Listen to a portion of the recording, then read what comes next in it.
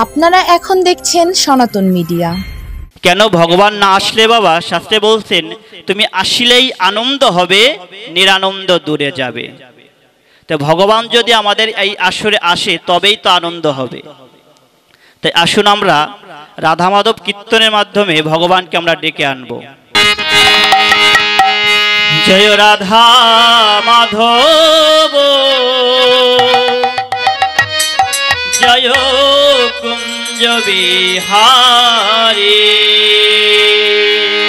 জয় রাধা মাধব জয় কুঞ্জ বিহারী, জয় রাধা মাধব জয় কুঞ্জ বিহারী, জয় রাধা মাধব জয় কুঞ্জ বিহারী, জয় গোপী জন বল্লভ জয় গিরিবরধারী, জয় গোপী জন বল্লভ জয় গিরিবরধারী, জয় রাধা মাধব জয় কুঞ্জ বিহারী। সবাই জয় রাধা মাধব জয় কুঞ্জ বিহারী, যশোদানন্দন ব্রজ জনরঞ্জন, যশোদানন্দন ব্রজ জনরঞ্জন, যশোদানন্দন ব্রজ জনরঞ্জন, যশোদানন্দন ব্রজ জনরঞ্জন, যমুনা তীর বনচারী, যমুনা তীর বনচারী, যমুনা তীর বনচারী, যমুনা তীর বনচারী, কুঞ্জ বিহারী, জয় রাধা মাধব জয় কুঞ্জ বিহারী, জয় রাধা মাধব জয় কুঞ্জ বিহারী, রাধে রাধে রাধে বল, সবাই রাধে রাধে রাধে বল, হে রাধে রাধে রাধে বল, সবাই বাহু তুলে রাধে বল, রাধে রাধে রাধে রাধে রাধে রাধে বল, এই রাধে রাধে রাধে রাধে রাধে রাধে বল, রাধে রাধে রাধে রাধে রাধে রাধে বল, এই রাধে রাধে রাধে রাধে রাধে রাধে বল, রাধে রাধে রাধে বল, সবাই রাধে রাধে রাধে বল, হে রাধে রাধে রাধে বল, মুখে রাধে রাধে রাধে বল, রাধে রাধে রাধে রাধে রাধে রাধে বল, এই রাধে রাধে রাধে রাধে রাধে রাধে বল,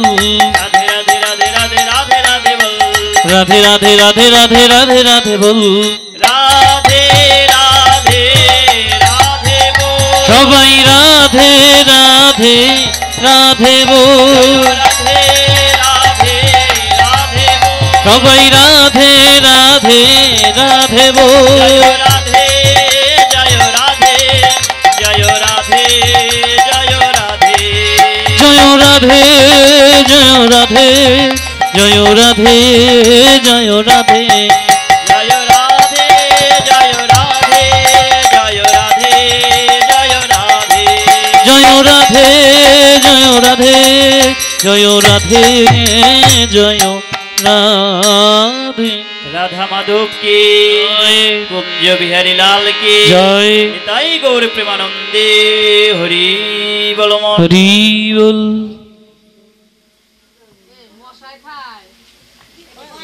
জয় নিতাই জয় গৌর হরি বল।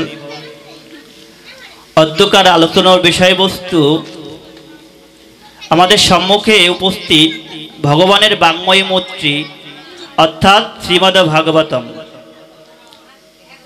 ভাগবত কি বিষয়বস্তু? মায়েরা কথা বলবেন না, একেতে হাতে গোনা কয়েকজন ভক্ত, তারপরে যদি কথা বলেন জানা কথাও হারিয়ে যাবে, তাই কৃপা করে কথা বলবেন না। শাস্ত্রে বলছেন ভাগবত কি বিষয়বস্তু এবং এই ভাগবত কথা আমরা কেনই বা শ্রবণ করব, ভাগবত কথা শ্রবণ করলে আমাদের কি লাভ হবে, ভাগবত কথা শ্রবণ করলে আমাদের কি লাভ হবে। আমাদের বাংলাদেশের প্রধানমন্ত্রীর কথা শুনলে হয়তো, তার কথা বললে হয়তো আমাদের অনেক লাভও হতে পারে, কিন্তু এই ভাগবত কথা শ্রবণ করলে আমাদের কি লাভ হবে? শাস্ত্রকর্তা বললেন ভাগবত ভক্তি শাস্ত্র সার কর অবিরত, আর ভাগবত কথা শ্রবণেই মঙ্গল। ভাগবতম এমন একটা বিষয়বস্তু যে কথা শ্রবণ করলেই জগৎ জীবের মঙ্গল হয়। এই পার্থিব জগতে এমন কোন ডাক্তার, এমন কোন মেডিসিন তৈরি করতে পারেনি যে মেডিসিনের নাম শ্রবণ করা মাত্রই ওই রোগীর রোগটা ভালো হয়ে যায়।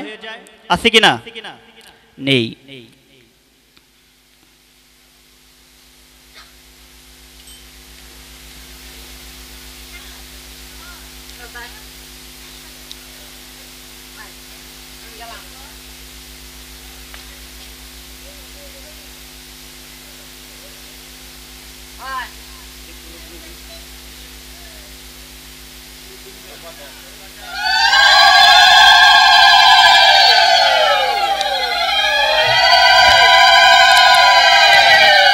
বললেন এমন কোন ডাক্তার, এমন কোন মেডিসিন তৈরি করতে পারেনি যে ঔষধের নাম শ্রবণ করলেই ওই রোগীর রোগটা ভালো হয়ে যায়। কিন্তু আমাদের সনাতন ধর্মের শাস্ত্রে বললেন যদি কেহ একবার একমন চিত্তে যদি এই ভগবানের কথা, ভাগবতীয় কথা শ্রবণ করতে পারেন তার শ্রবণেই মঙ্গল হয়। নিতাই গৌর হরি বল। তাই আমাদের শ্রবণ করতে হবে কিভাবে? শাস্ত্রে বলছেন একমন কায় চিত্ত এক করতে হবে। মায়েরা যখন কলসি নিয়ে নদীতে জল আনতে যায়, যদি জলের মধ্যে ঢেউ তরঙ্গ খেলে তখন কিন্তু বাবা জলের মধ্যে নিজের প্রতিবিম্ব দেখা যায় না, অর্থাৎ জলের মধ্যে কিন্তু আমাদের ছবিটা দেখা যায়। যদি ওই জলটা ঢেউ খেলে আমাদের প্রতিবিম্ব দেখা যাবে? দেখা যাবে না। তদ্রূপ বললেই চঞ্চল মনে নাহি হয় কৃষ্ণেরই ভজন। যদি আমাদের মনটা চঞ্চল থাকে কখনো ভগবানের কথা শ্রবণ করাও যায় না এবং করানো যায় না। তাই আমাদের মনটাকে সর্বপ্রথম শান্ত করতে হবে। যাই হোক, কি বলছেন? ভাগবত ভক্তি শাস্ত্র সার করো অবিরত। তাহলে ভক্তিটা কি বিষয়বস্তু? শ্রীমদ ভাগবত গীতা হচ্ছে জ্ঞান শাস্ত্র আর শ্রীমদ ভাগবতম হচ্ছে ভক্তি শাস্ত্র। তাহলে ভক্তিটা কি বিষয়বস্তু? শাস্ত্রে বললেন, ভাগবতের তৃতীয় স্কন্ধে বললেন জলের ধর্ম হচ্ছে উত্তর দিক থেকে দক্ষিণ দিকে ধাবিত হওয়া, অর্থাৎ উত্তর দিক থেকে তিনি ধাবিত হবে এবং মিশবে গিয়ে কোথায়? সমুদ্রের দিকে। তাই যিনি প্রকৃত ভক্ত এমন একটা বস্তু পেয়ে তিনি একমনচিত্তে শুধু ভগবানকেই ডাকতে সক্ষম হয়, তিনি অন্য কোনো বাসনা করে না, সেটাই হচ্ছে ভক্তি। কিন্তু ভক্তিটা চিনব কিভাবে আমরা? কার মধ্যে ভক্তি আছে? এই ভক্তির ধনটা কোথায় থাকে? শাস্ত্রকর্তা বললেন যার কাছে ভক্তি ধন থাকে তার স্পর্শ করলে, তাকে দর্শন করলেই যেন কি হয়? মনের আনন্দের উদয় হয়। যিনি প্রকৃত ভক্ত তার সঙ্গ লাভ যদি আমরা করতে পারি, শাস্ত্রকর্তাগণ বললেন তোমার হরি নাম করতে হবে না, যদি প্রকৃত ভক্তের সঙ্গ করতে পারো তাহলেই তোমার ভক্তির উদয় হয়ে যাবে। নিতাই গৌর হরি বল। তাই কি বলছেন? সাধু সঙ্গ সর্বশাস্ত্রে কয়, সাধু সঙ্গ ল মাত্র জীব কৃষ্ণ প্রাপ্ত হয়। তাই আমাদের কিসের কথা বললেন? সাধু সঙ্গের কথা বললেন। কিন্তু আমাদের বর্তমান সমাজে বাবা ভাগবত পাঠ শ্রবণে এত অনীহা, যার পরিপাকে দেখেন হয়তো এই গ্রামে নিমন্ত্রণ সবাই পেয়েছে, অনেকেই নিমন্ত্রণ পেয়েছে, কিন্তু ভাগবতীয় কথা আস্বাদন করতে আসলাম না। এমন একটা দিন আসবে যখন শক্তি থাকবে না, সামর্থ্য থাকবে না, কিন্তু ভাগবতীয় আসরে যেতে মন চাইবে, কিন্তু যেতে পারবো না। এখন আমাদের শক্তি আছে, সামর্থ্য আছে, কিন্তু ভাগবতী আসরে গেলাম না। এই অঞ্চলে প্রায় দেখা যায় গানের প্রতি মানুষের আসক্তিটা বেশি রকমের রয়। কিন্তু বাবা শাস্ত্রকর্তাগণ বললেন ভাগবত কথা শ্রবণ করলে, গান শ্রবণ করলে অনেক সময় দেখা যায় মনে হিংসার উদয় হয়, কিন্তু ভাগবতীয় কথা যদি শ্রবণ করা হয় বাবা কখনো হিংসার উদয় হয় না। তাহলে বলতে পারেন গোসাই, গান শ্রবণ করলে কিভাবে আমাদের হিংসার উদয় হয়? কথা থাকতে পারে না। বর্তমান সমাজে প্রায়ই দেখা যায় একটা গান যখন একটা লোক ধরে, এরপরে আরেকটা গান একে ঠকাবার জন্য কোন গানটা ধরা যায় বাবা সেই চেষ্টাই আমরা করে থাকি সমাজের মাঝে। কি হিংসা আসলো কিনা? এখানেও হিংসা আসলো, কিন্তু ভাগবতী আসরে এরকম কোনো ব্যবস্থা নেই কাউকে পরাজয় করবে কিংবা কেউ জিতবে, সবাই জিতবে। এখানে সবাই জিততে পারবে। তাই আমাদের কি করতে হবে? শ্রবণটা আগ্রহী হতে হবে। আজকাল বর্তমানে ভাগবত কথা এই অঞ্চলে খুবই কম হয়, যার পরিপাকে হাতে গোনা কয়েকজন ভক্ত। যাই হোক, আগেই বলেছিলাম আছে বস্তু লয়ে বিচার, এদিক ওদিক না গিয়ে মূল কথায় যাব, একটু লীলায় যাব, তারপরে বিশ্রাম দিব। কি বলছেন? আমরা সবাই তো সংসারী জীব। সংসারে থেকে কিভাবে ভগবানকে প্রাপ্ত হওয়া যায়? আর সংসারী জীব যখনই থাকি, ভগবানকে আমরা যখনই ডাকি, তখনই কিন্তু বাবা আমাদের দুঃখের অবকাশ থাকে না। একটু যদি আমরা ভগবানকে ডাকি, আর যখনই একটু ভগবানের কাছ থেকে কিংবা কোনো প্রাকৃতিক ভাবে কিংবা কোনো দৈবিক ভাবে যদি একটু আমরা কষ্ট পেয়ে থাকি, তখনই ভগবানকে বলে উঠি ভগবানের দোষ দিই, ভগবানকে এত টাকা ডাকলাম কিন্তু ভগবান আমাদের কথা শুনেন না, এর থেকে ভগবানকে আর ডাকবো না। কিন্তু বাবা এটা প্রকৃত ভক্তের লক্ষণ না। যিনি প্রকৃত ভক্ত তিনি সদা সর্বক্ষণ যেখানে থাকুক, যে অবস্থায় থাকুক না কেন, তার একটাই মনের বাসনা ভগবানের সেবা হচ্ছে কিনা।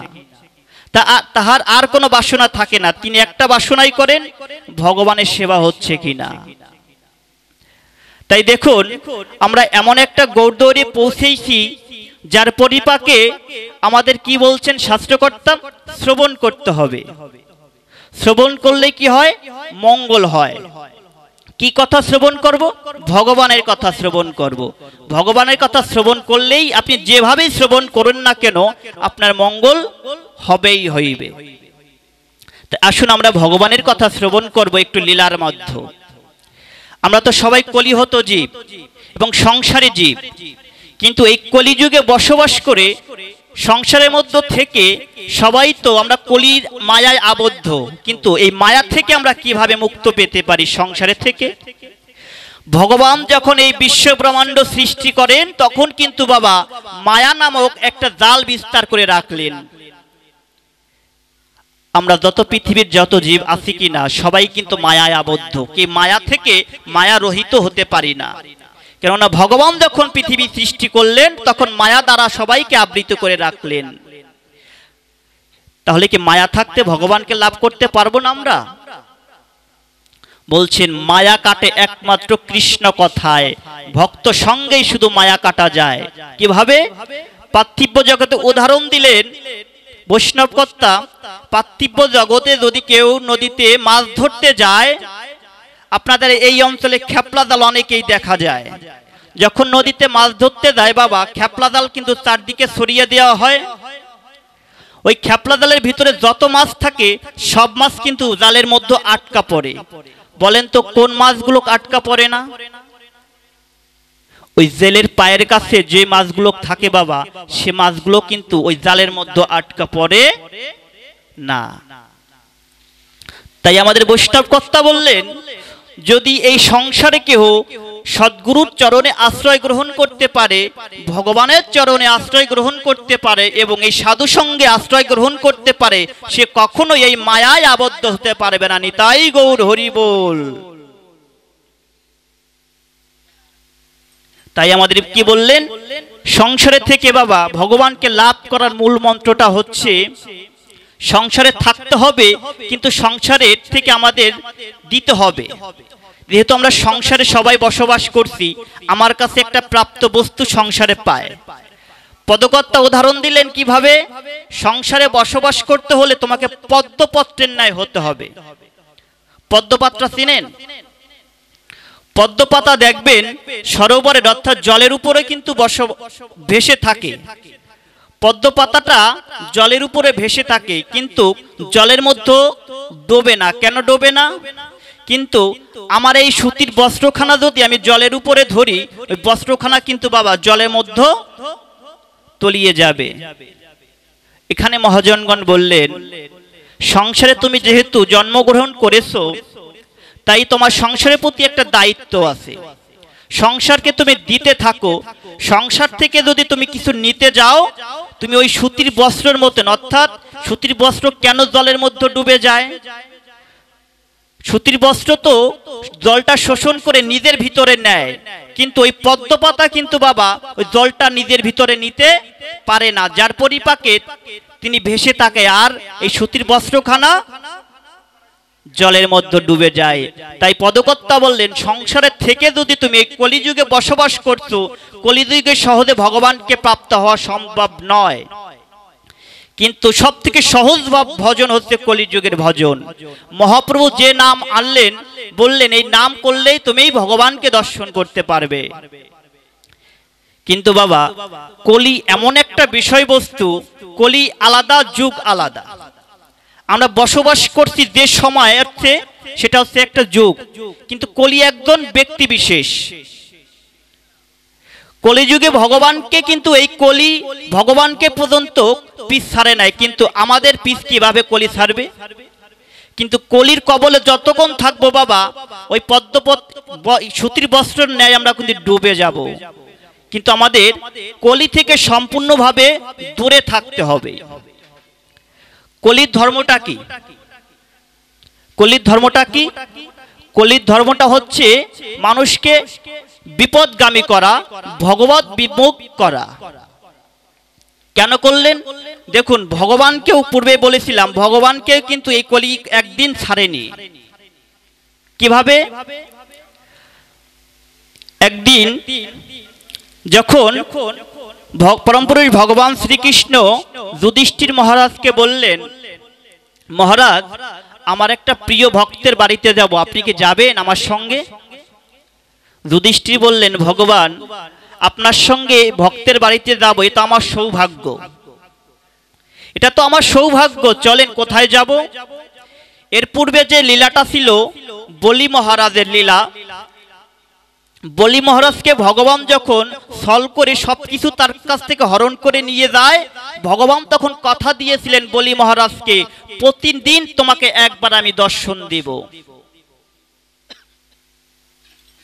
প্রতিদিন একবার দর্শন দিব। সেই কথা রাখার জন্য ভগবান বললেন, যুধিষ্ঠির মহাশয় আমার সঙ্গে আপনি কি যাবেন? আমার একটা ভক্তের বাড়িতে যাব। যুধিষ্ঠির বললেন, ভগবান অবশ্যই যাব, কেন যাব না? আপনার সঙ্গে সঙ্গী হব, সফর সঙ্গী, এবং ভক্তের বাড়িতে যাব, এটা আমার সৌভাগ্য। যাকে যোগী পায় না যোগ সাধনায়, ব্রহ্মা পায় না ব্রহ্মজ্ঞানীতে, সেই ভগবানের সঙ্গ লাভ করা কি সহজ ব্যাপার বাবা? তো ভগবান স্বয়ং বলছেন, আমার সাথে তুমি কি যাবে? বলছেন অবশ্যই যাব। তাহলে চলুন। পরমপুরুষ ভগবান শ্রীকৃষ্ণ এবং যুধিষ্ঠির মহারাজ চললেন কার কাছে? বলি মহারাজের কাছে। বলি মহারাজের বাড়িতে উপস্থিত হবেন। তার পূর্বেই সবাই বলি মহারাজ তো জানেন যে ভগবান প্রতিদিন আমার বাড়িতে আসেন, তাই তিনি কি করলেন, তার যত দাস দাসী আছে সবাইকে পূর্বেই বলে রেখেছিল ভগবান তো আসবে, এর জন্য বরণ ডালা সাজিয়ে রাখতে হবে। ভগবানকে সাদরে সম্ভাষণ করে ভিতরে নিয়ে যেতে হবে। উলুধ্বনি শঙ্খধ্বনির মাধ্যমে ভগবানকে আহ্বান করতে হবে। পূর্বেই সব নিয়ম নীতি সম্পূর্ণ করে রেখেছে বলি মহারাজ। যখন ভগবান এবং যুধিষ্ঠির মহাশয় উপস্থিত হলো ওই বলি মহারাজের আলোয়, তখন বলি মহারাজ তার যে কর্মটা সম্পূর্ণভাবে সমাপন করলেন। সমাপন করে যখনই একটু ভিতরে প্রবেশ করে, তখনই দেখতে পায় যুধিষ্ঠির মহারাজ একটা লোককে একটা গাছের সঙ্গে মোটা শিকল দিয়ে বেঁধে রেখেছে। একটা শিকল দিয়ে বেঁধে রেখেছে একটা গাছের সঙ্গে। ভগবানকে জিজ্ঞাসা করলেন যুধিষ্ঠির মহাশয়, ভগবান ও কৃষ্ণ, এই লোকটাকে কে বেঁধে রেখেছে এখানে, অসহায় মানুষটাকে? ভগবান বললেন, যুধিষ্ঠির মহাশয়, এই রাজার বাড়ির ব্যাপার, এত কিছু আপনার জানার দরকার নেই। রাজার বাড়িতে গরু বাঁধা থাকবে, ছাগল বাঁধা থাকবে, আরো কত কিছুই বাঁধা থাকবে, এগুলোকে দিকে লক্ষ্য করতে হবে না, চলুন আমরা ভিতরে যাই। যুধিষ্ঠির মহাশয় মনে মনে ভাবলেন, দেখবেন বাবা, যে বাচ্চাকে বলা হবে ওই বাক্সটা করবে। যুধিষ্ঠির মহাশয় মনে মনে ভাবলেন, অবশ্যই কোনো কারণ আছে। যেহেতু ভগবান আমার কথাটা এড়িয়ে দিলেন, এড়িয়ে চললেন, তাহলে এর ভিতর অবশ্যই কোনো কারণ আছে। কি করা যায়? পুনরায় জিজ্ঞাসা করলেন, ভগবান দাঁড়াও, ও কৃষ্ণ দাঁড়াও, আগে কথাটা বলে যাও, কেন এই লোকটাকে এখানে বেঁধে রেখেছে? তোমার তো অতি প্রিয় ভক্ত, ভক্তের বাড়িতে কেন দেখুন সবকিছুই আছে, তুলসী গাছ আছে, হরিনামের ইত্যাদি ইত্যাদি সবকিছুই আছে, কিন্তু যদি একটা মানুষকে গরুর মতন বেঁধে রাখে, বাবা স্বাভাবিক লোক কি এটা মেনে নিতে পারে? পারে না। তাই যুধিষ্ঠির মহাশয় তো ধার্মিক এবং ধর্মপুত্র যাহাকে বলা হয়, সে তো কখনো বাবা অধর্ম বিষয় লক্ষ্য করে না। তাই বললেন, ভগবান কি হয়েছে সত্যি কথাটা বলে যাও। বললেন, তুমিও এসেছো, আমিও এসেছি, তাহলে সব থেকে ভালো হয় কি আমি বলি মহারাজকে জিজ্ঞাসা করি। বলি মহারাজকে ডাকলেন, বললেন, বলি তুমি বলো তো দেখি, এই লোকটাকে তুমি এখানে বেঁধে রেখেছো কেন? বললেন, ভগবান এটা আপনার জিজ্ঞাসা করতে হবে না, এর কথা না শোনাই ভালো, এর কথা শুনলে আপনারই বিপদ হবে। বললেন, এটা আমি বলছি না, যুধিষ্ঠির মহাশয় জানতে চায় এই লোকটা কেন এখানে বাধা রয়। বলি মহাশয় ডাক দিয়ে বলে, ভগবান এই লোকটিকে আপনি তো ভালো করেই জানেন। যুধিষ্ঠির মহাশয়কে বললেন, যুধিষ্ঠির মহাশয় এই লোকটা হচ্ছে কলি, এই বেটাকে আমি বেঁধে রেখেছি এখানে। আর সে আগত কলির জীব, যখন ভগবান শ্রীকৃষ্ণ এবং যুধিষ্ঠির মহাশয় আসে, অর্থাৎ তখন কিন্তু কলিযুগ আসেনি, দাপরের শেষ, এখনো কলি আসেনি, কিন্তু এই কলি এখনই তার রাজত্ব বিস্তার করছে। ও এখনই অধর্ম করতে সারা মানুষকে, সবাইকে অধর্মে অনুপ্রাণিত করছেন। তাই আমি কি করেছি, ভগবান থাকতে এবং আমি থাকতে এই কলি কখনো রাজত্ব করতে পারবে না, তাই আমি একে বেঁধে রেখেছি। যুধিষ্ঠির মহাশয় বললেন, ভগবান যিনি প্রকৃত ভক্ত, তিনি তো কাউকে কষ্ট দিতে পারেন না, কিন্তু আমার হৃদয়টা না শান্ত হচ্ছে না। দেখুন না কিভাবে লোকটা তাকিয়ে আছে, কিভাবে তাকিয়ে আছে, মায়াবী একটা চেহারা। কলি দূর থেকে ভাবছেন, এই তো সময় হয়েছে আমাকে বেঁধে রাখা, যেহেতু এখানে ভগবান উপস্থিত হয়েছে এবং ধর্মরাজ যুধিষ্ঠির উপস্থিত হয়েছেন, তাহলে এবার এমন একটা ছলনা করব যে ছলনার ফলে আমাকে এই শিকল মুক্ত করে দিবে। কি করা যায়? কলি তো বাবা সর্ব অবস্থায় শুধু ছলনার আশ্রয় গ্রহণ করে। কলিযুগের মানুষ দেখুন সব সময় শুধু ছলনার আশ্রয় গ্রহণ করে, সবসময় মিথ্যা কথা বলে থাকে এবং অসৎ পথে চলার চেষ্টা করে। এটা হচ্ছে কলিযুগের মানুষের ধর্ম। প্রায়ণ অল্প আয়ুষ সভ্য কলৌ যুগে জনা মন্দা সুমন্দা মতয় হি উপদরিতা। অর্থাৎ কলিযুগের লক্ষণ হচ্ছে অল্প আয়ু সম্পূর্ণ হবে এবং কলহপ্রিয় হবে এবং রোগযুক্ত হবে। এটা হচ্ছে কলিযুগের মানুষের লক্ষণ হবে। তো কলির এমন চেহারা দর্শন করে ওই যুধিষ্ঠির মহাশয় আর স্থির থাকতে পারলেন না, বললেন ভগবান আপনি একে বলুন না একে ছেড়ে দিতে, যদি একে ছেড়ে দিন হয়তো আমার মনটা শান্ত হবে। ভগবান বললেন যুধিষ্ঠির মহাশয় আপনি একে ছাড়বার কথা বললেন না কেন? ওকে যদি আপনি ছেড়ে দেন আপনার পিছনে ও আপনার সর্বপ্রথম লাগবে। দেখুন আমাদের সমাজে কিন্তু বাবা বর্তমানে দেখা যায় কাউকে যদি আমরা কোনো উপকার করে থাকি তার ক্ষতিটা কিভাবে হয় সেটাই আমরা পুনরায় চেষ্টা করে থাকি, তার ভালো হয় এই চেষ্টা করি না। এটা আমাদের দোষ দিলে ভুল হবে। এটা কলিযুগে মানুষের একটা লক্ষণের ভিতরে পড়েছে। কাউকে উপকার করলে উপকার করতে হয়, কিন্তু বর্তমান সমাজে প্রায়ই দেখা যায় যদি কাউকে উপকার করা হয় তার প্রতিদানে তাকে কি হয়, কষ্টই দেওয়া হয়। বলছেন মহারাজ ছাড়বার কথা আপনি বললেন না কেন? যদি আপনি ছাড়বার কথা বলেন এ সর্বপ্রথম এই কলি আপনার পিছনেই লাগবে।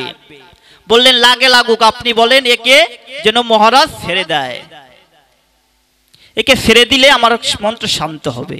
যাই হোক কি বললেন ভগবান বলিকে বললেন বলি মহারাজ আপনি একে ছেড়ে দিন, কেননা ভক্তের কথা রাখাই হচ্ছে আমার কাজ। ভগবান সবকিছু সইতে পারেন, ভগবান সবকিছুই করতে পারেন একমাত্র ভক্তের কথায়। তাই যেহেতু ভক্ত বলেছেন ছেড়ে দিতে তাহলে তো আর বেঁধে রাখা যায় না, কি করা যায়?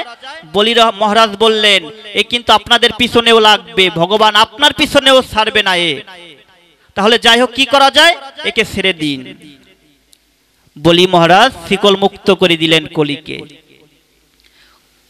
কলি যখন আমরা সবাই জানি কলিযুগের প্রারম্ভে কলির জন্ম হয়, কিন্তু এটা ভুল ধারণা।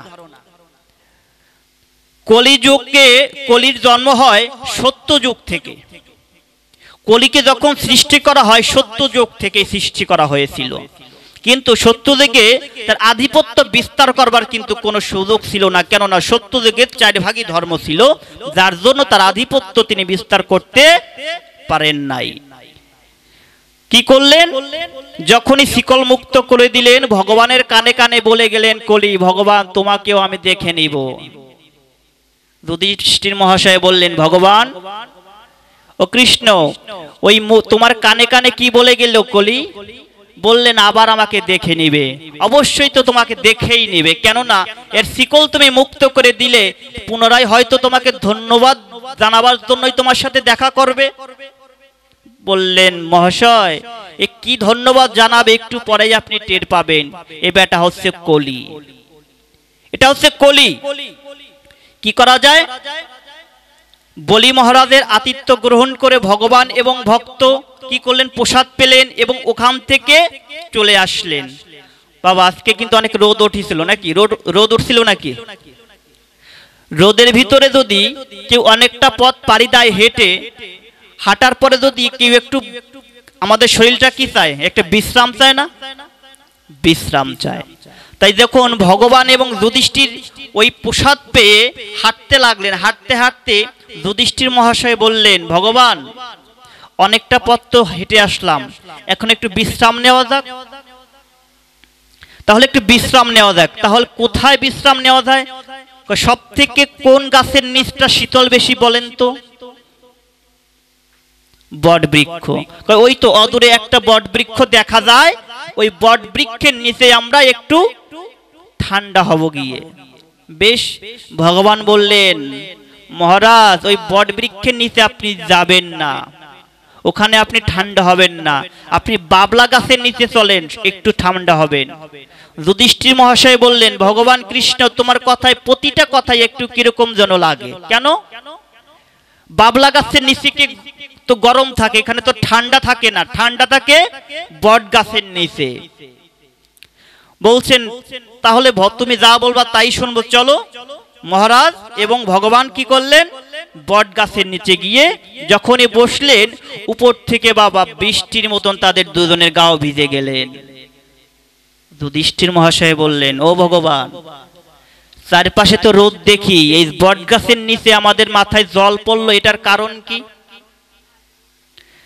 আর কোথাও বৃষ্টি পড়ে না, আমাদের দুজনের ঘা ভিজে গেল, এই বৃষ্টির কারণ কি জানতে পারি? বললেন মহারাজ আর একটু টের পাবেন, আপনি তো মহারাজ হয়েছেন, উপর দিকে তাকিয়ে দেখেন তো আপনার উপরে বৃষ্টি দেবতা বসে রয়। উপর দিকে যখনই তাকায় তখনই দেখতে পায় কলি উপর থেকে কি করলেন, ভগবানের গায়ে এবং ভক্তের গায়ে অর্থাৎ যুধিষ্ঠির মহাশয়ের গায়ে প্রস্তাব করে দিলেন। তখনই যুধিষ্ঠির মহাশয় ধমক দিয়ে বললেন, রে পাষণ্ডী, এইমাত্র ভগবান তোকে মুক্ত করে দিলেন, শিকল মুক্ত করে দিলেন, আর তুই সেই ভগবানের গায়ে তুই প্রস্তাব করলি। যুধিষ্ঠির মহাশয় বলেই চলেছেন, অকতর ভাবে তাকে গালাগালিও করে চলেছেন। কেননা ভক্ত সবকিছুই সইতে পারেন, ভগবানের অপমান কখনো সহ্য করতে পারে না। যিনি প্রকৃত ভক্ত কয়েকটা জিনিস নিন্দা তিনি সহ্য করতে পারেন না, পিতামাতার বদনাম, গ্রামের বদনাম, সাধুগুরু বৈষ্ণবের নিন্দা এবং গীতা ভাগবতের এবং ভগবানের নিন্দা এবং হরিনামের নিন্দা কখনো তিনি সহ্য করতে পারেন না। যখনই ভগবানের গায়ে প্রস্তাব করে দিলেন বাবা, তখন কিন্তু যুধিষ্ঠির মহাশয় কলিকে বকেই চলেছে। কলি নিচে নেমে বললেন, ও মহারাজ, আমাকে বকছো কেন তুমি এত? আমার স্বভাব তো এইরকমই। আমাকে কে তৈরি করেছে? আমার সৃষ্টিকর্তা কে? এই ভগবান। ভগবানকে বলতে বলো, আমি কি যে কাজটা করেছি আমি সঠিক করেছি কিনা বেঠিক করেছি? আমি যে তোমাদের গায়ে প্রস্তাব করে দিলাম, এটাকে আমি সঠিক কাজ করেছি না বেঠিক কাজ করেছি? তুমি ভগবানের কাছে জিজ্ঞাসা করো। তখন মহারাজ জিজ্ঞাসা করলেন, ও ভগবান, আপনি তো কোনো কথা বলছেন না, এই এত বড় একটা কাজ করলো, আপনি তো কিছু বলতে পারেন। ভগবান বললেন, আমি আর কি বলবো মহারাজ, আমার তো কিছু বলার নেই। কলি ডেকে বললেন, মহারাজ, এ বেটা কিছুই বলবে না, কেননা এ আমাকে তৈরি করেছে হিংসা, ক্রোধ, লোভ এবং এগুলো দিয়ে আমাকে ভগবান তৈরি করেছেন। আমাকে যে বস্তু দিয়ে তৈরি করেছেন, আমার ভিতরে যে বস্তুটা আছে আমি তো ভগবানকে সেটাই উপহার দিব। আমার ভিতরে আমাকে হিংসা দিয়ে তৈরি করেছে, নিন্দা দিয়ে তৈরি করেছে এবং ছল চাতুরি দিয়ে ভগবান আমাকে তৈরি করেছেন, আমি তো ভগবানকে ওটাই দিব। তাহলে আমার দোষটা কোথায়? ভগবান কোনো কথা বলছেন না। যুধিষ্ঠির মহাশয় পুনরায় বলতে লাগলেন, তথাপিও তো তোর তো একটা জ্ঞান বুদ্ধি আছে, ভগবানের গায়ে কেউ এইরকম কাজটা করতে পারে? বললেন, আপনার অত লেকচার আমার এই যুগে চলবে না। এই ধর্মকথা 3 যুগে ছিল, এই কলির যুগে এখন আমি হচ্ছি রাজা, আমি আধিপত্য বিস্তার করব, তোমার ওই ধর্মকথা আমি এখানে আর কেউ শুনবে না। মহারাজ দেখতে পেলেন এখানে তো কোনো কাজ হবে না, চলে গেলেন। বললেন, ভগবান চলেন, এখান থেকে চলে যাই। এবারটা কলি কথা শুনবে না। কলি কথা শুনবে না, কেনই বা শুনবে না? দেখুন বর্তমান সমাজে আমাদের ভিতরে দেখা যায় ছেলে বাবার কথা শুনছে না, স্ত্রী তার স্বামীর কথা শুনছে না। এটা কি তাদের দোষ না কলির দোষ? একেতে বলতে পারেন শাস্ত্রকর্তা তখন বললেন, এক হচ্ছে আমাদের পূর্বজন্মের স্বীকৃতি, আর একটা হচ্ছে কলির আধিপত্য বিস্তার। পূর্বে বলেছিলাম সংসারে থেকে কলি কোনোভাবেই আমাদের ছাড়বে না, কিন্তু তখন বললেন কলি থেকে আমরা কিভাবে মুক্ত হতে পারি। যদি কলি থেকে আমরা মুক্ত হতে না পারি বাবা, তাহলে তো ভগবত ভজন করতে পারবো না, ভগবত ভজন করতে পারবো না। ওখানে কলির মহারাজ কলি বলে গেলেন, তুমি চলে যাচ্ছে, যাও মহারাজ, তোমাকে পুনরায় আমি আবার দেখে নিব। কেননা কলির ধর্ম হচ্ছে যত বড়ই ধার্মিক থাকুক না কেন তার পিছনে একটু বেশি লাগা। দেখুন ওই লীলাটা চলে যাওয়ার পরে কলি আবার যখন কি করলেন, সরস্বতী গঙ্গার পাড়ে যখন উদয় হলো, ওই মহারাজ পরীক্ষিতের সঙ্গে যখন দেখা হলো, একটা গাভীকে প্রচন্ড পরিমাণে বেত্রাঘাত করছেন ওই কলি এবার পুনরায় তার আধিপত্য বিস্তার করবেন। কলির আধিপত্য কিভাবে বিস্তার করে দেখুন। আধিপত্য বিস্তার করবার জন্য কি করলেন, ওই গাভীটাকে পা নেই, একটা পায়ে দাঁড়িয়ে আছে, তথাপিও ওই গাভীটাকে বেত্রাঘাত করছেন। যখনই মহারাজ পরীক্ষিত দেখতে পায় তার রাজ্যের মধ্যে একটা শূদ্র লোক রাজবেশ ধারণ করে কি করলেন, ওই বৃষকে বেত্রাঘাত করছেন। কিন্তু বাবা যিনি প্রকৃত রাজা, তার ধর্ম হচ্ছে তার প্রজাকে পালন করা। তিনি প্রকৃত রাজা, তিনি হচ্ছেন পিতার সমতুল্য। আর যারা প্রজা তাকে পুত্র জ্ঞানে পালন করতে হয়।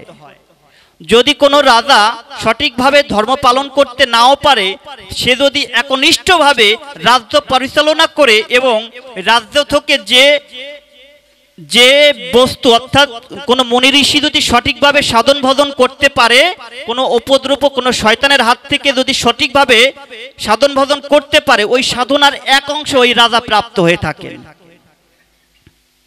রাজা যদি সত্যিকারে কোনোভাবে সাধন ভজন নাও করতে পারেন, শুধু সঠিকভাবে প্রজাও পালন করে থাকেন, ওই প্রজার যে মঙ্গল হইবে এক ভাগ রাজা প্রাপ্ত হবেন। তাই বলছেন রাজা হচ্ছেন পিতার সমতুল্য। যদি কোনো প্রজা কষ্টে থাকে, তা সঠিকভাবে রাজ্য পরিচালনা হলো না। তাই কি করলেন, রাজা ওই শূদ্রবেশ রাজবেশ ধারণ করা লোকটি যখন গাভীকে আঘাত করছেন, এই দৃশ্যও আর তিনি সহ্য করতে না পেরে, সংক্ষেপে বলছি লীলাটা, কি করলেন, মারবার জন্য উদ্যত হলেন।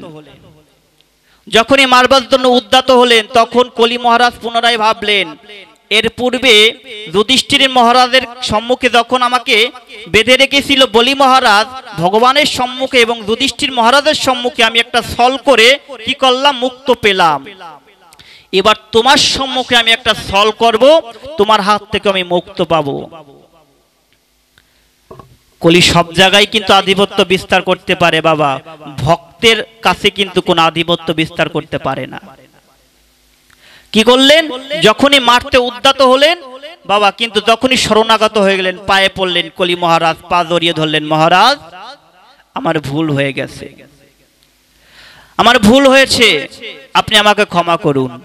শরণাগতিকে রক্ষা করাই হচ্ছে রাজার কর্তব্য। কেহ যদি আপনার প্রতি সমর্পণ করেন এবং আপনার কাছে ক্ষমা প্রার্থনা করেন, সে যত বড়ই অপরাধী হোক না কেন, তাকে ক্ষমা করা কিন্তু একটা ধর্ম। তাই কি করলেন, ধার্মিক রাজা তো তখন কি করলেন, যখনই পা জড়িয়ে ধরলেন, বলছেন মহারাজ আমাকে হত্যা করবেন না, বলছেন তুমি উঠো উঠো, কিন্তু আমার রাজ্যে তো এইরকম ভাবে অত্যাচার চলবে না। তুমি যেহেতু কলি, তোমার ধর্মটা হচ্ছে মানুষকে হরণ করা, অর্থাৎ কষ্টে রাখা, আর আমার রাজ্যে তো কেউ কষ্টে থাকতে পারে না। তাই কি করা যায়, তুমি আমার রাজ্যে থাকতে পারবেন না। পুনরায় পা জড়িয়ে ধরলেন, মহারাজ যদি আপনার রাজ্যে আমি থাকতে না পারি, আমি কোথাও গিয়ে থাকতে পারবো না। কি করা যায়, আমাকে কয়েকটা থাকবার জায়গা দিন, থাকবার জায়গা দিন। তাই কি করলেন, বলছেন তোমাকে 4টা জায়গা দিলাম। একটা হচ্ছে যেখানে তাস খেলা হয়, আর একটা হচ্ছে যেখানে জীব হত্যা করা হয়, আর একটা হচ্ছে যেখানে অবৈধ স্ত্রী সঙ্গ করা হয়, আর একটা হচ্ছে যেখানে মদ্যপান করা হয়। এই 4টা জায়গা কলিকে দেওয়া হলো, বললেও তুমি এর বাহিরে তুমি কোথাও যেতে পারবে না। বললেন কলি, মহারাজ আমার তো পরিবার অনেক বড়, এই 4টা জায়গায় কি আমার পোষাবে, আর একটা জায়গা দেওয়া যায় না? মহারাজ বললেন তোমাকে আর একটা জায়গা দিলাম, সেই জায়গাটা হচ্ছে সুবর্ণময় স্থান, সুবর্ণময় স্থান, সেখানে তোমাকে জায়গাটা দিলাম। অর্থাৎ 5টা জায়গায় কলিকে দেওয়া হলো বাবা। কোথায় কোথায়, যেখানে তাস খেলা হয়। বর্তমান আমাদের এই অঞ্চলটা, অর্থাৎ গোপালগঞ্জের এই সাইডটা, অর্থাৎ টেকেরহাটের এই পাশটা দেখা যায়, বিকাল হইলেই কিন্তু বাবা তাসের আড্ডা ওই দেখা যায় বিভিন্ন বাজারের চারপাশে বসে থাকে, বসে না? এই অঞ্চলে বেশি হয়। ওটা হচ্ছে কলির আবাস, ওখানে কলি বসবাস করে। দেখবেন বৃদ্ধ হয়ে গেছে, 70 বছর, এক পা শ্মশানের ভিতর দিয়েছে, আর এক পা সংসারের মধ্যে আছে, তথাপি কিন্তু বাবা ওই তাস খেলা তিনি ভুলতেছেন না। বিকেল যখন হয় 4-5 জন মিলে ওই তাস খেলবার ভেবে শুরু করে। দেখবেন ওদের গলায় কিন্তু কোনো মালা নেই, তিলক নেই, কিছুই নেই, ওই তাস খেলা নিয়েই তারা থাকে। আমার গুরুদেব একটা কথা বলে থাকে, কোনো বাবা যদি বৃদ্ধ বয়সে হরিনাম না করে যদি তাস খেলে, সেই বাবা মাকে খেতে না দিলে ওই সন্তানের কোনো পাপ হয় না। তাই বলছেন তাস খেলাটা বৃদ্ধ এবং কারো জন্য উচিত না। তাস যেখানে খেলা হয় কলি সেখানে অবশ্যই আসবে এবং তোমাকে অধর্মের পথে নিয়ে যাবে। তাই আমাদের কি করতে হবে? তাস পাশা জুয়া জাতীয় কোনো খেলা খেলা যাবে না। আর একটা জায়গা হচ্ছে জীব হত্যা যেখানে হয় কলি সেখানেও বসবাস করেন। জীব হত্যা বলতে কি বোঝায়? দেখুন আমাদের সংসারে বর্তমানে প্রায়ই দেখা যায় এমন কোনো গারস্থ বাড়ি নেই যেখানে জীব হত্যা না হয়। তাহলে প্রতিটি গারস্থই হচ্ছে কলিকে আশ্রয় দিয়ে থাকি আমরা। প্রতিটি গারস্থ কিন্তু আমরা কলিকে আশ্রয় দেই। তাই আমাদের অবশ্যই জীব হিংসাটা আস্তে আস্তে বন্ধ করতে হবে, না হলে কলি থেকে আপনি মুক্ত পাবেন না। তারপরে বলছেন অবৈধ স্ত্রী সঙ্গ। অবৈধ স্ত্রী সঙ্গ বলতে বোঝায় বৈধ এবং অবৈধ কি বিষয়বস্তু? ব্রাহ্মণ অগ্নিকে সাক্ষী রেখে, আত্মীয় স্বজনকে সাক্ষী রেখে যে কন্যাকে গ্রহণ করা হয় সেটা হচ্ছে বৈধ স্ত্রী। আর অবৈধ মানে এটার বহির্ভূত যারা বিপরীতভাবে যারা চলে সেটা হচ্ছে অবৈধ স্ত্রী। অর্থাৎ আমার স্ত্রী না আর একজনের কাছে যাওয়াটাই হচ্ছে অবৈধ স্ত্রী সঙ্গ। এখানে কলি বসবাস করেন। আর একটা হচ্ছে মদ্যপান। মদ্যপান বুঝেন? মদ খাওয়া। যেখানে মদ্যপান হয় কলি সেখানেও বসবাস করে থাকেন। তাই বলছেন আর একটা সুবর্ণময় স্থান। সুবর্ণময় স্থান বলতে কি বোঝায়? শাস্ত্রকর্তাগণ বললেন দুইটা গ্রন্থে দুই রকম কথা পাওয়া যায়। একখানে বললেন সুবর্ণময় স্থান অর্থাৎ সব থেকে সুন্দর জায়গাটাই কলিকে দেওয়া হইল। এক পদকর্তা বললেন সব থেকে সুন্দর স্থান হচ্ছে কোথায় জানেন? এই হরিবাসর। আর একজন শাস্ত্রকর্তা বললেন সুবর্ণময় স্থান বলতে বোঝায় স্বর্ণকারের দোকান। যেখানে স্বর্ণকারের দোকান, সোনার আমদানি হয়, সেখানেই কিন্তু বাবা কলির বসবাস হয়। আর একজন পদকর্তা বললেন সুবর্ণময় স্থান বলতে সব থেকে সুন্দর স্থান হচ্ছে এই ভাগবতী আসর। কেন ভাগবতী আসরকে বললেন? ভগবানের কথা যেখানে হয় বাবা, এর থেকে সুন্দর বিষয়বস্তু এবং ভক্ত সঙ্গ যেখানে হয় এর থেকে সুন্দর স্থান কিন্তু পৃথিবীতে আর কোথাও নেই। তাই বলছেন কলি কিন্তু আমাদের এখানেও বসবাস করে। কিভাবে বসবাস করে? পাঠে আমরা যখনই আসি, ছোটবেলায় আমার এক ঠাকুমার মুখে গল্প শুনেছিলাম, ভাগবতী আসরে আসলেই কিন্তু মানুষের ঘুম আসে। আসে কিনা? ভাগবতী আসরে আসলেই ঘুম আসে। হাউমেনি ধিমেনি ঘুমান, এরা হচ্ছে কলির মেয়ে। আর এরা যখনই দেখবেন ভাগবতী আসরে আসবেন পিছন থেকে ঘুম আসে আমাদের, আসে না? তারপরেই কিন্তু যখনই ঘুম আসবে কলি আপনার বসবাস করবে আপনার ঘরে। আর কলি যখন বসবাস করবে আপনার ঘরে, আপনি এই ভগবানের কথা শ্রবণ করবেন না, আপনি কি করবেন? ঘুমিয়ে পড়ে যাবেন। কলি চাইবে সর্বক্ষণ আপনি যাতে ভগবানের কথাতে বিরত থাকুন। তাই আমাদের সর্বপ্রথম জানতে হবে ভাগবতীয় কথা অতি উত্তম কথা, কিন্তু ভাগবত কথা শ্রবণ করলে, এর আগে বলেছিলাম যেভাবে শ্রবণ করেন আপনার মঙ্গল হইবে, কিন্তু শ্রবণটা যাতে আপনার সার্থক হয় এরকম ভাবে করতে হবে। ভাগবতী আসরে বাবা ঘুমানো যাবে না। কেন ঘুমানো যাবে না? ভাগবতী মাহাত্ম্যে বললেন ভাগবতী আসরে এসে যদি কেউ ঘুমায় পরবর্তী জন্মে তার বৃক্ষ গোলে জন্ম গ্রহণ করতে হয় ওই মরুভূমির দেশে। তাই আমাদের কি করতে হবে? ভাগবতী আসরে ঘুমানো যাবে না। তাই কি করলেন? যখন এই 5টা স্থান কলিকে দেওয়া হইল, কলি তো মহা আনন্দে নৃত্য করতে থাকলো, কিন্তু কলি তখনও শান্তি পেল না। বলছেন যেখানে অগ্নি সাক্ষী রেখে, ব্রাহ্মণকে সাক্ষী রেখে কোনো সংসার স্থাপন করা হয় সেখানে কিন্তু বাবা সহজে কলি প্রবেশ করতে পারে না। কিন্তু বর্তমান সমাজে আরো দেখা যায় প্রতিটি গৃহেই অশান্তি লেগে রয়। প্রতিটি গৃহেই কিন্তু অশান্তি লেগে রয়। এমন কোন সংসার আসে বলতে পারেন যে সংসারে কলহ ক্যাসকেসি নেই, আমি সম্পূর্ণভাবে সম্পূর্ণভাবে শান্তিতে আমার সংসারটা চলছেন? কেউ কি বলতে পারবেন? কেউ বলতে পারবেন না। এটার কারণ কি? এটার কারণ হচ্ছে কলি এখানেও ভর করলেন, কলি এখানেও ভর করলেন। আজকে কলি নিয়ে কথা বললাম। কেন বললাম জানেন? খুবই খারাপ লাগলো। এই অঞ্চলটা হচ্ছে আমাদের হিন্দু প্রধান অঞ্চল বলা হয়, কিন্তু হিন্দু প্রধান অঞ্চলে এসে যদি বাবা এই হাতে গোনা 50 জন লোক হয় নাই, তাহলে আমরা বুঝতে পারি এই অঞ্চলটা কলি প্রভাব অতি প্রভাব বিস্তার করছেন, অতি প্রভাব বিস্তার করছেন। তাই কলির কথাগুলো বললাম। কি বলছেন ভাগবতী? এই সংসারে কেউ থেকে বলতে পারবেন না আমার সংসারটা সঠিকভাবে ভালো আছে। একটা সংসারই বলতে পারবে, সেটা হচ্ছে যারা ভগবানের সংসার করেন, গোবিন্দের সংসার করেন, তারাই একমাত্র বলতে পারেন সংসারটা ভালো আছে।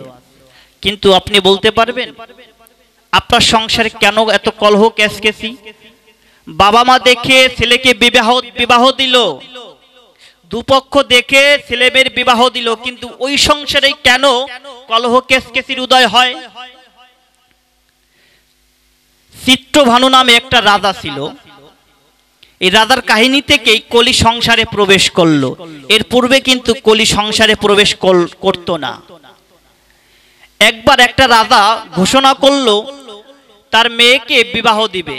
উপযুক্ত কন্যা যখন হয় মেয়েকে সম্প্রদান করতে হয় সৎপত্রে, এটাই তো পিতার কর্তব্য রয়।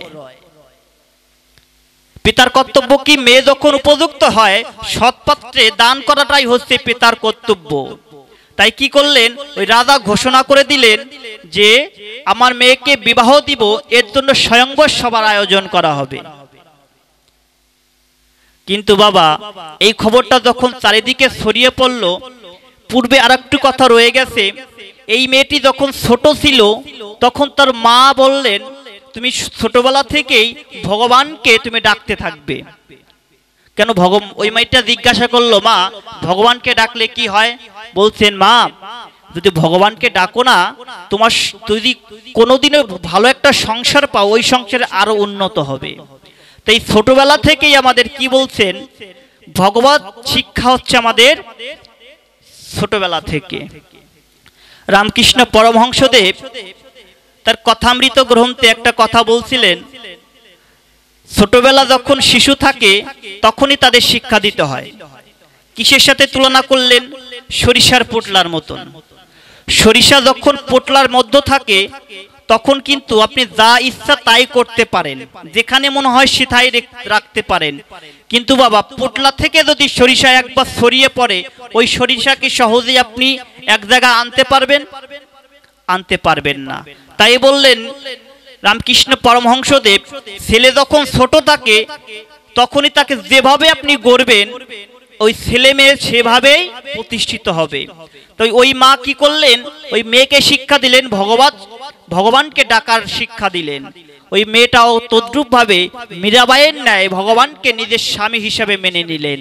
যখন উপযুক্ত হয় বাবা ডাক দিয়ে কয় মা তুমি আমার কথা নিবে, তোমার তো উপযুক্ত বয়স হয়, তোমাকে তো এবার সঠিক পাত্রে সম্পাদন করতে হবে। কি করা যায়? স্বয়ংবর সভার আয়োজন করলেন। স্বয়ংবর সভার আয়োজন করলেন পিতা। বাবা সব বাবা মা চায় কি চায়? তার কন্যাটা যাতে ভালো একটা ছেলের হাতে পড়ুক, তার কন্যাটা যাতে ভালো একটা ছেলের হাতে পড়ুক। সব মা বাবা কিন্তু এটাই চায়। কি করলেন? সমস্ত রাজা এই কথা যখন তার সব দিকে ছড়িয়ে পড়লেন, সবাই এসে উপস্থিত হলেন যার যার সুন্দরভাবে সেজে। এই কথাটা যখন কলির কানে গেল, কলিও মনে মনে ভাবতে লাগলো এত সুন্দরী কন্যা আমি থাকতে কেন অন্য রাজাই নিবে? আমি থাকতে এই কন্যাকে আর কেউ নিতে পারবে না। স্বর্ণকারের কাছে গিয়ে কলি বললেন আমাকে তুমি এমন ভাবে সাজিয়ে দিবে যাতে এই পৃথিবীর কোন রাজা আমার সমকক্ষ নাহি হবে। বাবা স্বর্ণকারদের যদি বলা হয় যত স্বর্ণ লাগুক, যত টাকা পয়সা লাগুক তোমাকে আমি দিব, কিন্তু আমাকে এমন ভাবে এত স্বর্ণ দিয়ে সাজিয়ে দেবে যাতে অন্য কেউ আমার সমকক্ষ না হতে পারে। তাই কি করলেন, ওই স্বর্ণকার সব থেকে দামি দামি স্বর্ণ দিয়ে কলিকে সাজিয়ে দিলেন। এত সুন্দর করে সাজালেন যাতে অন্য ছেলেরা দেখলেও ওই কলিকে দেখা মাত্র ওই কন্যা কি করবে, তার গলায় মালা দেবে। যখনই সাজালেন, সাজিয়ে যখন ওই রাজসভায় উপস্থিত হলেন, বাবা মডার্ন যুক্ত কি করলেন, এমন ভাবে হাঁটতে লাগলেন, হাঁটতে হাঁটতে তার পাশে যত রাজরাজাই ছিল না কেন মনে হচ্ছে না কি হচ্ছে, যাতে আর কেউ নেই।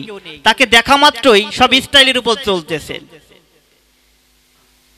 স্টাইল কি বুঝেন, অর্থাৎ এমন ভাবে চলতেছেন মনে হয় আমার থেকে আর সুন্দর এই রাজসভায় আর কেউ নেই। কলি তো, কলির ধর্মটাই হচ্ছে মানুষকে অবজ্ঞা করা। দেখুন কলির কতগুলো লক্ষণ দেখা যায়, অবজ্ঞা করছেন সবাইকে। যখনই বাবা এভাবে করতে করতে বসলেন, কিন্তু ওই মেয়ের মনে মনে ভাবে আমি একটা শুদ্ধ ভক্তের গলায় মালা দিব। তাই যখন ওই মেয়েকে নিয়ে আসা হয়, চারদিকে মহারাজ এবং যুবরাজদের দেখা যায়, কোনো ভক্ত তো সেখানে নেই। কি করা যায়, একটু পরে দেখা যায় তিলক ধারণ করে, ধুতি পরিধান করে এবং কণ্ঠে তার মালা ধারণ করে একটা বৈষ্ণব সেখানে উপস্থিত হয়। এই বৈষ্ণব হচ্ছেন চন্দ্রভানু রাজা, অতীব পরম ভক্ত ছিলেন। পরম ভক্ত কি করলেন, এক পাশে গিয়ে ওই কলি যে স্থানে উপবেশন করছেন, যে আসনটায়, তার পাশের আসনে গিয়েই চন্দ্রভানু রাজা বসে পড়লেন। যখনই বসে পড়ে, পাশ থেকে কলি মহারাজ ডেকে কয়, তুমি আসলে বিবাহ করতে, বিবাহে কি তিলকমালা নিয়ে কি বিবাহ করা যায়? কিন্তু বাবা যিনি প্রকৃত বৈষ্ণব তিনি কিন্তু অত কথা বলবেন না। তার কাছে যদি এখানে স্বামী বিবেকানন্দের কাছে একটা কথা জিজ্ঞাসা করেছিলেন এক ভক্ত, আপনাকে যদি কোনো প্রশ্ন জিজ্ঞাসা করা হয় আপনি 2 থেকে 3 মিনিট কেন দেরি করেন? 2-3 মিনিট দেরি করার পরে আপনি কথাটা কেন বলেন, উত্তর দেন। স্বামী বিবেকানন্দ তখন বলছিলেন যে আমাকে প্রশ্ন করা হয় যখন, হঠাৎ করে কিন্তু প্রশ্নটা আমার ভিতরে উত্তরটা থাকে না, একটু চিন্তা ভাবনার বিষয় আছে। তাই কি করা যায়, যিনি প্রকৃত জ্ঞানী ব্যক্তি তিনি কোনো সঙ্গে সঙ্গে কথা জিজ্ঞাসা করলেই তার প্রতি উত্তরে কোনো সঙ্গে সঙ্গে কথা বলেন না। কি করা যায়, ওই বৈষ্ণব কোনো কথা না বলে চুপ করে রইলেন, কলি মহাশয় কথা বলেই চলেছেন। ওই মেয়েটা যখন, বাবা সংক্ষেপে এবং তাড়াতাড়ি লীলাটা বলছি কেননা অনেক রাত হয়ে গেছে, অধিবাস কীর্তন হবে। কি করলেন, ওই মেয়েটি যখন মালা দেবে, মালাটা নিয়ে হাঁটতেছে, হাঁটতে হাঁটতে কার গলায় মালা দেওয়া যায় এটা ভেবে ভেবে তার দিকে তিনি হাঁটতে লাগলেন। বাবা যখনই একটা ছেলের সম্মুখে উপস্থিত হয়, ছেলে মনে মনে ভাবে এই বুঝি আমার গলায় মালা দেয়। যখনই মালা নেবার জন্য মাথাটা নিচে করে, পিছন উঠে দেখে কন্যা তার সম্মুখে নাই, পাশের জনের সম্মুখে চলে গেল। এভাবে সবাইকে অতিক্রম করে যখন ওই কলির সামনে উপস্থিত হয়, কলি তো পরমানন্দে রয়। এবার কি করা যায়, এবার মালা তো আমার গলায় দিবে, কেননা আমার মতো এত সুন্দর এই রাজসভায় আর একটাও নাহি রয়। যখনই চোখ বুজে কলি মহাশয় মাথাটা নিচু করে, ওই কন্যা ওইখান থেকে চলে যায় ওই বৈষ্ণবের সম্মুখে। যখনই ওই বৈষ্ণবের দর্শন করে, ওই কন্যা কি বলে, সঙ্গে সঙ্গেই ওই বৈষ্ণবের গলায় মালা দিয়ে দিলেন। নিতাই গৌর হরি বল। যখনই ওই বৈষ্ণবের গলায় মালা দিয়ে দেয়, ওই কলি যখনই মাথাটা তুলে দেখতে পায় আমার গলায় মালা না দিয়ে ওই বৈষ্ণবের গলায় মালা দেয়, তুমি তিলকমালা ধারণ করে আমি কলি আমার সম্মুখে থেকে তুমি ওই মেয়েকে নিয়ে যাবে, তোমাকে আমি শান্তিতে থাকতে দিব না। তুমি ভালোভাবে সংসার করবে, তোমাকে আমি সংসার করতে দিব না, কেননা আমি কলি, তোমাকে সঠিকভাবে সংসার করতে দিব না। কি করা যায়, তুমি নিয়ে যাচ্ছ, যাও, তোমার পিছনে আমি লাগবো। কি করলেন? সুন্দরভাবে সংসার করছেন চিত্রভানু রাজা। সংসার করতে করতে এমন একটা দিন উপস্থিত হয়, কলি মহাশয় একটা কি অর্থাৎ নরসুন্দর রূপ ধারণ করে, নাম ধারণ করে উপস্থিত হয় চন্দ্রভানু রাজার আলয়ে। এসে বলছেন, রাজা মহাশয়, আপনার কাছে একটা জিনিস চাইবো, আপনি কি আমাকে দিবেন? যিনি প্রকৃত গারস্থ বাবা, তিনি কখনো কাউকে খালি হাতে ফেরত দিবেন না। এটাই হচ্ছে গারস্থের লক্ষণ। পূর্বে দেখা যায় 4টা আশ্রম ছিল, ব্রহ্মচর্য, গারস্থ, বানপ্রস্থ, সন্ন্যাস। এই দেখুন, যারা গারস্থ থাকবে এই 3টা আশ্রমকেই পরিচালনা করবে গারস্থ লোকজন। 3টা সন্ন্যাসী বলেন এবং বানপ্রস্থ বলেন এবং ব্রহ্মচর্য বলেন, এই 3টা আশ্রমই কিন্তু নির্ভর করে একমাত্র গারস্থের উপরেই। কিন্তু গারস্থ হতে হবে, এই জন্য শাস্ত্রে বলছেন বৈষ্ণবে সঠিকভাবে সংসার করতে হলে যদি কোনো বৈষ্ণব কিংবা কেউ কিছু প্রার্থনা করে তাকে অবশ্যই দান করতে হয়। তাই সংক্ষেপে বলছি, কলি মহাশয় বললেন, ওই নরসুন্দর রূপ ধারণ করে বললেন, মহারাজ, আপনার কাছে আমি একটা জিনিস চাই, আপনি কি দিবেন? আগে বলুন তো আপনি কি চান, আগে অঙ্গীকার করেন। হ্যাঁ, অঙ্গীকার করলাম, তুমি যাহা চাইবে আমি তাহাই তোমাকে দিব। মহাশয়, আপনার সঙ্গে আমি একটু পাশা খেলতে চাই, আপনার সঙ্গে আমি একটু পাশা খেলতে চাই। ও পাশা খেলবেন? এই পাশা খেলা তো আমি তো রাজা, আমি তো কোনোদিন পাশা টাশা খেলিনি। বলছেন, যুধিষ্ঠির মহাশয়ও কিংবা ওই দুর্যোধনও কিন্তু কোনোদিন পাশা খেলেননি, কিন্তু খেলেছিলেন। কেননা আবদার করেছিলেন, তাই খেলতে হবে। যেহেতু আপনি প্রতিজ্ঞাবদ্ধ, হয় আমার সঙ্গে পাশা খেলুন, নাই আপনি স্বীকার করুন আপনি দিবেন না। কি করা যায়? বলছেন, যা হোক তাই হবে। কি প্রথমেই পাশার নিয়ম কি? বাজি রাখতে হবে বাবা। দেখুন কলি কিভাবে আধিপত্য বিস্তার করে আমাদের সমাজে, সংসারের মধ্যে। পাশা খেলার নিয়ম আছে বাবা, শুধু পাশা খেললেই হবে না, বাজি রাখতে হবে। কি বাজি? প্রথমেই বলছেন, যদি আপনি হেরে যান আপনার রাজ্য আমাকে দিয়ে দিবেন, উত্তর দিকটা আমাকে দিয়ে দিবেন।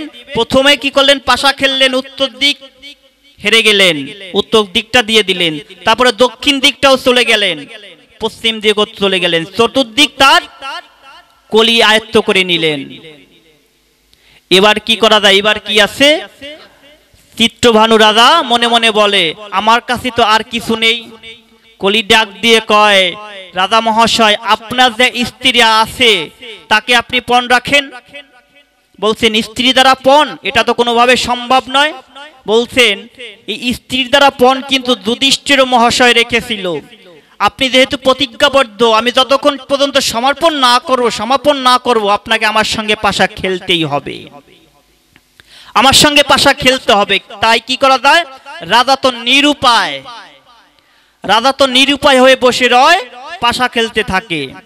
কিন্তু বাবা সতী সাবিত্রী তিনি তো অন্য কোনো মনস্কামনা করেন না। তার তো ছোটবেলায় থেকে ভগবত ভজন করার যে নিষ্ঠা এবং আগ্রহ সেটা তার ভিতর রয়েই গেছে। তাই তিনি যখন স্বামীর অবস্থা দেখে রয় কিভাবে স্বামীকে রক্ষা করা যায়, কি করলেন? ভগবানের কাছে তিনি কাঁদতে লাগলেন। কাঁদতে কাঁদতে এমন একটা সময় উপস্থিত হয়, ভগবান বললেন, আমার ভক্তকে রক্ষা করা তো আমার এবার দায়িত্ব। তাহলে এই কলি যে আধিপত্য বিস্তার করছে এবং আমরা ভক্তকে ডেকে নিয়ে যাবে, অর্থাৎ ওই মেয়েটাকে নিয়ে যাবে, দাসী বানাবে, এটা তো আমি থাকতে কখনো সম্ভব নয়। কি করা যায়? এই কলির সঙ্গে সহজে কোনো ভক্ত পেরে উঠতে পারে না। কি করা যায়? কলির সঙ্গে একজনই পারতে পারে, সে হচ্ছে হনুমান। হনুমানকে ডাক দিয়ে কয়, হনুমান, তুমি আমার কথা নিবে, কলি তো সবকিছু কেড়ে নিচ্ছে, তুমি ওকে উপযুক্ত শাস্তি দিবে। জয় শ্রীরাম বলে যখন কলি ভগবানকে প্রণাম করে, হনুমান কি করলেন? বলছেন, প্রভু, এবার আমার কি করতে হবে? আমার ভক্ত বিপদে পড়েছে, তুমি এবার গিয়ে তাকে রক্ষা করো। হনুমান বললেন, 4 যুগের অমর আমি, তুমি যাহা বলবে আমি তাহাই শুনবো। আমি তো একজন দাস মাত্র। যেহেতু তুমি বলেছো কলির সঙ্গে পেরে কেউ উঠতে পারে না, কিন্তু আপনি যেহেতু আমাকে আদেশ করেছো কলিও আমার সঙ্গে পেরে উঠবে না। হনুমানও চলে আসলেন, সুন্দর একটা রমণীর বেশ ধারণ করে আসলেন, চলে আসলেন। কাঁদতে কাঁদতে ওই চিত্রভানু রাজার দ্বারে যখন উপস্থিত হয় এবং চিত্রভানুর রাজার যে স্ত্রী তার সম্মুখেই তিনি উপস্থিত হয়। কাঁদতে কাঁদতে যখন ওই মেয়েটি আসে তখন ওই রানী রাগ দিয়ে বলে, তুমি কে গো, তুমি কান্না করছো কেন? এই কান্না তো আমার করবার কথা, কেননা আমার স্বামী সবকিছু হারাচ্ছে এবং একটু পরে আমাকেও হারাবে, এই কান্নাটা আমি করব, কিন্তু তুমি কান্না করছো কেন? বলছেন, রানীমা, আমার একটা স্বামী ছিল, স্বামীটা প্রচন্ড পরিমাণে খারাপ, সে না আমাকে তাড়িয়ে দিল, তাই ওই জন্য আমি কাঁদতে কাঁদতে চলে আসলাম। আমার একটা মনে বাসনা রয়, আপনার দাসী হয়ে রব আমি সারা জীবনের তরে, তাই আপনি যদি আমাকে কৃপা করেন আপনার দাসী হিসাবে আমাকে রাখতে পারেন। রানী ডাক দিয়ে বলে, আমি তো একজনের দাসী হয়ে যাচ্ছি, আমি আবার কাকে দাসী রাখবো? কেন আপনি দাসী হচ্ছেন? বলছেন, এক নরসুন্দর আমার স্বামীকে কথার মধ্য দিয়ে পাশাখালায় আহ্বান করলো, পাশাখালায় হেরে যাচ্ছে আমার স্বামী, এখন আমাকেও তিনি হারাতে বসলেন। এত বড় সাহস! একবার আমাকে আপনি দাসী করে নেন, এই দাসী আপনাকে কি করতে পারে একবার ওই বেটাকে আমি দেখাবো, যথাসময়ে আমি দেখাবো। তাই হোক, তোমাকে আমি দাসী করে নিলাম। তাহলে কি করা যায়? যেহেতু ওই রাজার অর্ধাঙ্গিনী বলা হয় স্ত্রীকে, অর্ধেক স্বামীকে দেওয়া যায় আর অর্ধেক তোমার কাছে রয়, ওই অর্ধেক দ্বারা তুমি ওই নরসুন্দরকে আহ্বান করবে, এবার তুমি পাশা খেলায় ওই নরসুন্দরের সঙ্গে যুক্ত হবে। রানী ডাক দিয়ে কয়, পাশা তো জীবনে আমি একবারও খেলি নাই। বলছেন, যুধিষ্ঠিরও কোনো ওই দুর্যোধনও কোনোদিন পাশা খেলে নাই, খেলেছিল পাশ থেকে কে? শকুনি। তাই আপনি পাশা খেলবেন, পাশ থেকে আপনাকে আমি সাহায্য করব। তাই হোক, কি করা যায়? যখনই পাশা খেলায় মত্ত রয়, হনুমান বলছেন, খেলার আগে কিন্তু একটা শর্ত আছে, যদি তুমি হেরে যাও নরসুন্দর তাহলে কি হবে? বলো, তুমিই বলো কি হবে? তোমরা তো নারী জাতি, তোমরা আর কি বা করবে? হনুমান বলেই ফেললো, হনুমান ওই মেয়ে বেশ ধারণকারী তো বলেই ফেললো, যদি আপনাকে আমি হারাতে পারি আমার লেজ দিয়ে কিন্তু আপনাকে আমি ঘুরাবো এই বিশ্ব ব্রহ্মাণ্ডের মাঝে। কলি মনে মনে ভাবতে লাগলো, একটা মহিলার আবার লেজ আসবে কোত্থেকে? আমাকে লেজ দিয়ে লেজের ভিতর পেঁচাবে, আবার সমুদ্রের মধ্যে হাবুডুবু খাওয়াবে, আবার কৈলাসেও নিয়ে যাবে, নারী জাতির লেজ আসবে কোত্থেকে? কলি মনে মনে ভাবছেন আর মুখের দিকে তাকাচ্ছেন, এ কে? কিন্তু ভাবছেন, এ তো নারী, এর তো লেজ ঠেজ নেই, এ আমাকে কিভাবে ঘুরাবে? তাই বলছেন, আচ্ছা যা হোক। পাশা খেলায় যখনই মত্ত রয়, খেলতে খেলতে এমন একটা সময় উপস্থিত হয়, কি করলেন? কলি হেরে গেলেন হনুমানের কাছে। কলি বললেন, আবার পুনরায় হনুমান বললেন, কি যদি হারো তোমাকে আমি কি করব? সমুদ্রে চুবাবো, এবং শিব ঠাকুর বলেছে কৈলাসে ওই আমার তোমার লেজ দ্বারা পেঁচিয়ে এই কৈলাসে নিয়ে আসবে। তাহলে তুমি তো এতক্ষণ বলেছিলে লেজ দ্বারা পেঁচিয়ে আমাকে নেবে সমুদ্রের মধ্যে, তুমি তো একটা নারী জাতি, তাহলে তোমার লেজ আসবে কোত্থেকে বলো দেখি আমার কাছে? যখন এই কথা বলে, হনুমান ওই কথা সহ্য করতে না পেরে কি করলেন? তার স্বরূপ ধারণ করে তিনি তার লেজকে প্রসারিত করতে লাগলেন। বাবা, যখনই হনুমান এর ওই রূপ দর্শন করে কলি একটু ভয় পেয়ে যায়। ওই সময়ে যখনই বিশাল বড় লেজ দেখে, কলি ভয়ে পিছন দিকে যখনই ধাবিত হয়, ওই হনুমান তার লেজ দ্বারা কলিকে পেঁচিয়ে ধরে। বলছেন, ভগবানের ভক্তকে কষ্ট দেওয়া কলিকে এটা কখনো সম্ভব নয়। ভগবানের ভক্তকে কলি কখনো কষ্ট দিতে পারে না। তাই কি করলেন? হনুমান লেজ দিয়ে পেঁচিয়ে কি করলেন? প্রথমে এই সমুদ্রে কয়েকটা চুবনি দিলেন, তারপরে কি করলেন? শিব ঠাকুর বলেছিল যদি তুমি কলিকে পরাভূত করতে পারো তোমার লেজ দ্বারা পেঁচিয়ে কৈলাসে নিয়ে আসবে। তাই কি করলেন? হনুমান কৈলাসে নিয়ে গেলেন। কৈলাসে নিয়ে গিয়েও কিন্তু ওখানে বেঁধে রেখেছিলেন কলিকে কিছুকাল। শিব ঠাকুরকে প্রসন্ন করে কলি পুনরায় আবার তার আধিপত্য বিস্তার করলেন। বর্তমানে আমরা যে কলি বসবাস করছি, শিব ঠাকুরের পরের থেকে আমাদের আধিপত্য যে কলির সেটাই আমরা ধারণ করে আছি।